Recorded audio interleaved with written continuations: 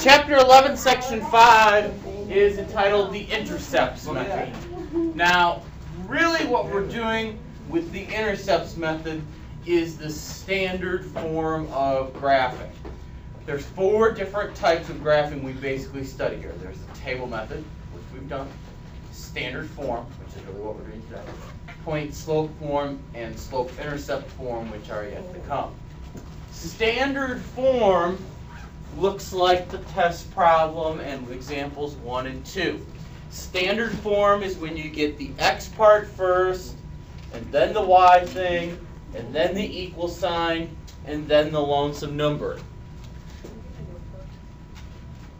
It has to be in that order to be considered standard form. Now, as you can see, example 3 is not in that order. That's okay. What we're doing today doesn't necessarily require standard form.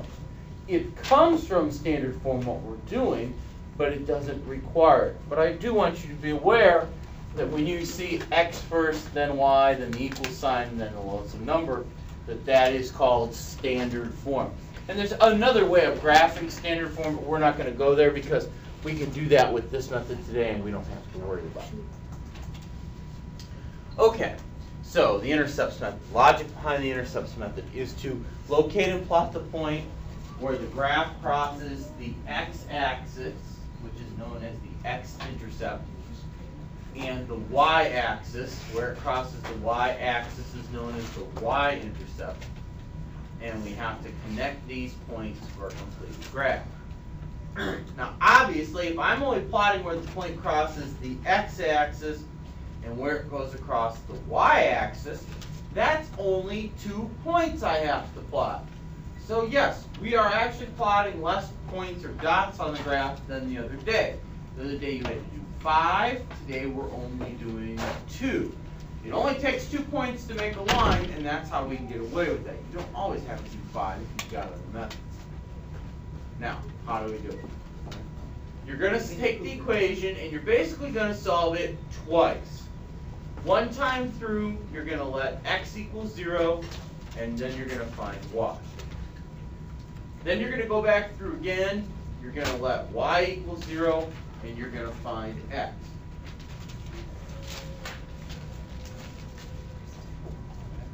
And that's all you have to do. Now the dots are going to be on the x line and the y line, the left-right line and the up-down line. So if you get something here that's in one of the 4 quadrants or corners, you've done something wrong. All the dots have to be on the line. That's how this works. Okay, so as you can see, there's a test problem already set up for you that's already been solved out. The problem is 6x plus 3y equals 18. 6x plus 3y equals 18.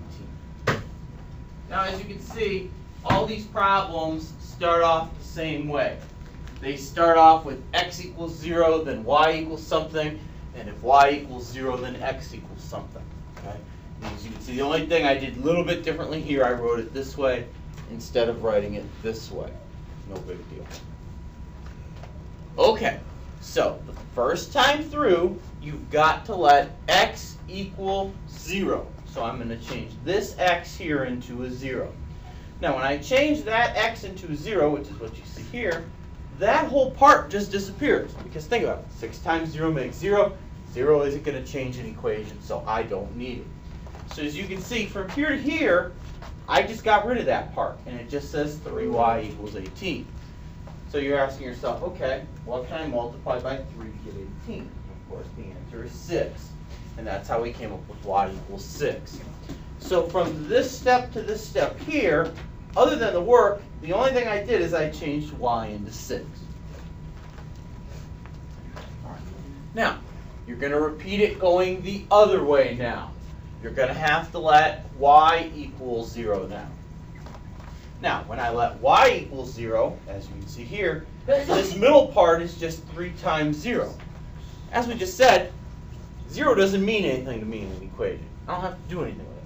So as you can see, it disappears here, and now it just says 6x equals 18. So you're saying to yourself, okay, what can I multiply by 6 to get to 18? And of course the answer is 3.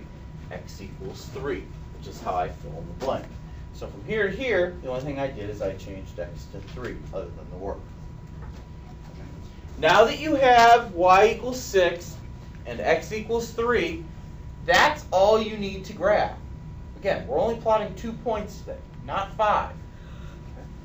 So on my graph, which is over here, I have to plot where y equals 6 from this here. So I go up 6 and put a dot.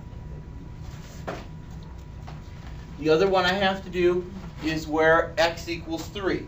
So I go right 3 and put a dot and connect, and you're done. Again, all the dots today are going to be on this line and this line. If you've got something here or here or here or here, you've done something terribly wrong. All the dots today are supposed to be on the y line and the x line.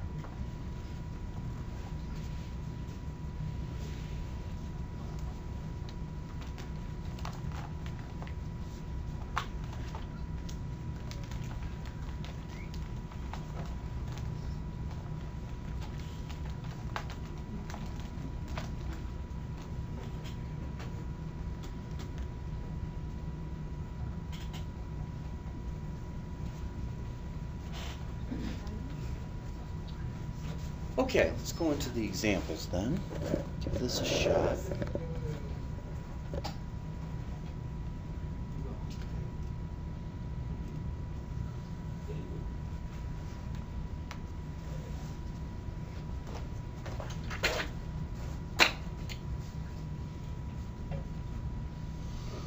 Okay, example 1 says negative 2x plus y equals 10. So, first thing I have to do, as it says here, is I have to let x equals 0. Alright, now if I change this x into 0, that first part is just